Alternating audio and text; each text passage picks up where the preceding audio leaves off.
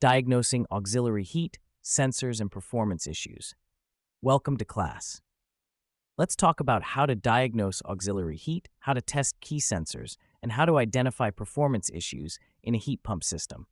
This class is all about real-world troubleshooting, especially during the colder months, when auxiliary heat plays a major role in keeping the home warm. What is auxiliary heat? Auxiliary heat, also called emergency heat, is typically made up of electric heating strips located inside the air handler. These strips act as a backup, kicking in when the heat pump can't keep up with demand. For example, if the outdoor temperature drops too low, like under 30 or 35 degrees Fahrenheit, the heat pump becomes less efficient, so the thermostat signals the auxiliary heat to assist. Sometimes the strips turn on automatically, and other times the homeowner manually switches to emergency heat mode on the thermostat. How auxiliary heat is activated. The thermostat controls this. When it sees that the room temperature isn't rising fast enough, even though the system is running, it activates the W2 wire. That wire signals the air handler to energize the heat strips. In many systems, the thermostat will display aux heat or EM heat on the screen when this is happening. Troubleshooting heat strips. Here's how to test auxiliary heat strips. First, check the breaker dedicated to the heat kit. If tripped, the strips won't activate. With the power off, inspect the wiring connections, especially the wires going into the sequencer or contactor that controls the strips.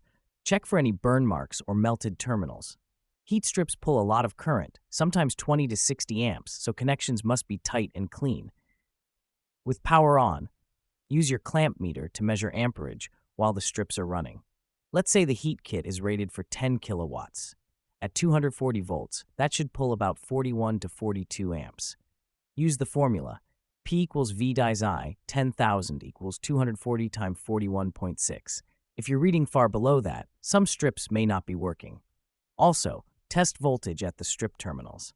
If you have 240 volts present but no heat, the strip itself may be open or burned out. Troubleshooting sensors and performance issues. Now let's talk about sensors and performance problems related to heating. Start with the outdoor temperature sensor, usually wired into the defrost board or thermostat. If it fails, the board might not call for auxiliary heat at the right time. Also check the indoor thermistor or return air sensor. If it's reading too high or low, it can cause false calls for heat. Performance issues. Common signs. If the system is running, but the house stays cold, here's what to check. Is the outdoor unit running properly? Is the reversing valve stuck in cooling mode? Is the refrigerant charge correct? Is the airflow restricted at the filter or return duct? Are the heat strips pulling correct amperage? Also, feel the supply air temperature.